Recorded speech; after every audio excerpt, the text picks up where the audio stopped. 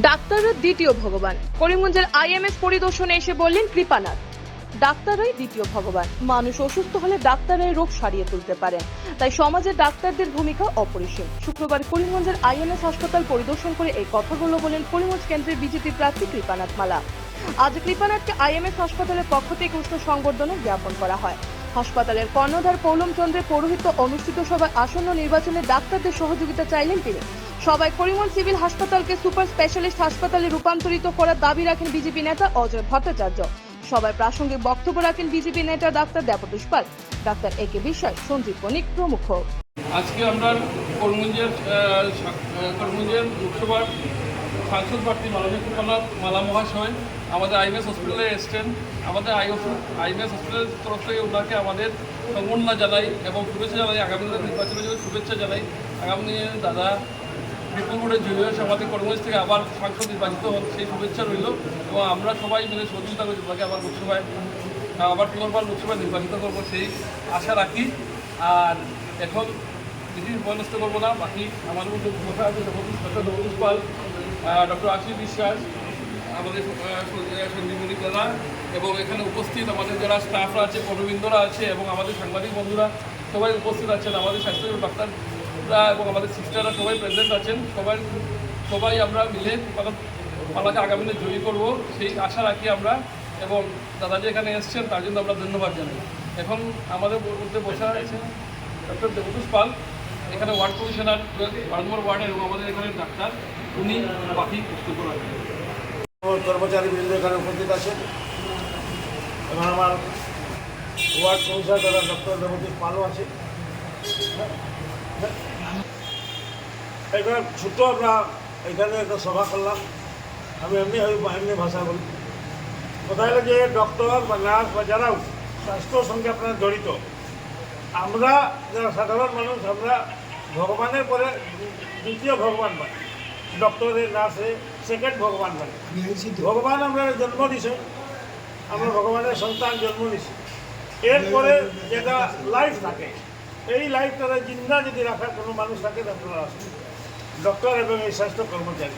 আপনারা না থাকলে অনেক মানুষ অনেক কম বয়সে আবার উপরে চলে যেত, কিন্তু আপনারা ওকে ঠিকঠাক করে আমরা অনেক দিন জিন্দা রাখেন। এর জন্য আমি বলছি সাধারণ মানুষ যারা আছে, আমি তো সাধারণ মানুষ, আমি ডক্টরের বা এই লাইনের মানুষ না, এর জন্য বলছি ওই মানুষগুলা ভগবান মনে করে। কারণ প্র্যাকটিক্যাল আমি একটা কথা কই যে যখন মানুষ অসুস্থ হয়ে যায় ঘরে, তখন খুব মানে নিজে চিন্তা করে কী হবো। ওকে নিয়ে হসপিটালে ঢুকানোর পরে 50% ঠিক হয়ে যায়। এটা একদম আমি প্র্যাকটিক্যালি বলছি। 50% তার রোগটা কমে যায়, মেন্টালি কমে যায়, মেন্টালি কমে আবার ফিজিক্যালিও কমে। একটা প্র্যাকটিক্যালি আমার অনুভব আছে যে মানুষ একদম অবস্থা খারাপ, সে ভাবছে আমি হয়তো মরে যাব। ওই সময় যদি ডক্টর ঘরে চলে আসে তার একটা শান্তি বা ডক্টর এসে গেছে, এখন আমি ঠিক হয়ে যাব। এটা একদম প্র্যাকটিক্যাল।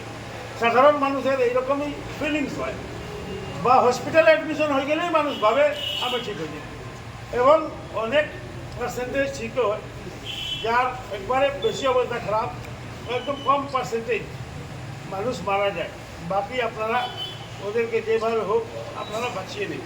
এখানে এসেছি যে আমাদের ইলেকশন আছে, নরেন্দ্র মোদীজিকে আবার প্রধানমন্ত্রী বানাতে হবে। কারণ হচ্ছে ভারতকে ডেভেলপমেন্ট করার জন্য নরেন্দ্র মোদীর দরকার আছে আজকের ডেটে ভারতবর্ষে। এর জন্যে আজকে আমরা এসেছি আপনাদের কাছে। বিনম্র অনুরোধ করছি যে আপনার সঙ্গে অনেক মানুষের কানেকশন আছে, অনেক মানুষ হসপিটালে আয়, অনেক মানুষ ডক্টরের এখানে যায়, আর আপনারা কন্টিনিউয়াসলি সেবা করে যান। এই সেবায় মানুষ কৃতজ্ঞ আপনাদের কাছে, সব মানুষ, আমি সহ পৃথিবী এইখানে এমন কোনো মানুষ নাই যে ডক্টর এখানে যায় না। যার ট্যাবলেটের দরকার নেই, যার ডক্টরের দরকার নেই, এমন কোনো মানুষ নেই। হসপিটাল দ্বারা আয়োজিত করিমগঞ্জের বিশিষ্ট ডাক্তার, নার্স এবং স্বাস্থ্যসেবার সঙ্গে যারা জড়িত আছেন তাদের উদ্যোগে আইএমএস হসপিটালে এই সভার আয়োজন করা হয়েছে। এই সভার মুখ্য অতিথি হিসাবে আমাদের মধ্যে উপস্থিত আছেন করিমগঞ্জ জেলা বিজেপির মনোনীত প্রার্থী, এবারের সাংসদ প্রার্থী শ্রী কৃপানাথ মালা মহাশয়। এখানে আপনারা যারা আছেন সবাই শিক্ষিত, উচ্চশিক্ষিত এবং সমাজে আপনাদের যথেষ্ট প্রভাব আছে।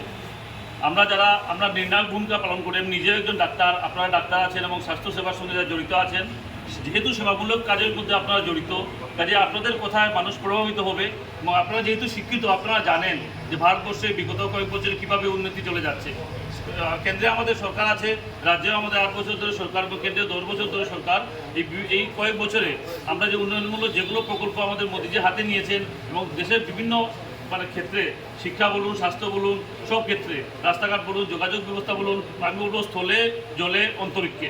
কারণ কিছুদিন আগে অন্তরিক্ষে চাঁদের উল্টো পিঠে আমাদের ভারতীয় চন্দ্রযানকে পা রেখেছে। এইভাবে স্থলেরও যথেষ্ট উন্নতি হয়েছে। আজকে সমুদ্রের জলপথের বিভিন্ন উন্নতি সাধন হয়েছে। বিভিন্ন বিদেশি বিনিয়োগকারীরা ভারতবর্ষে এখন দৃষ্টি দিয়ে বসে আছে। সেটা আপনাকে বলিয়ে বুঝতে হবে না, কারণ আপনারা সবাই জানেন। এই যে উন্নতির বার্তাটুকু আপনাদের মাধ্যমে যদি সমাজে পৌঁছায়, তাহলে মানুষ তা সহজে বিশ্বাস করবে। আজকে যে কোনো কেউ যদি বলে উন্নয়ন হচ্ছে, বলবে মাথা রাখা হচ্ছে, কিন্তু যখন উচ্চশিক্ষিত কোনো মানুষ যে ডাক্তার বা স্বাস্থ্যসেবার সঙ্গে জড়িত আছেন, তখন মানুষ গুরুত্ব সহকারে জিনিসগুলো চিন্তা করবে।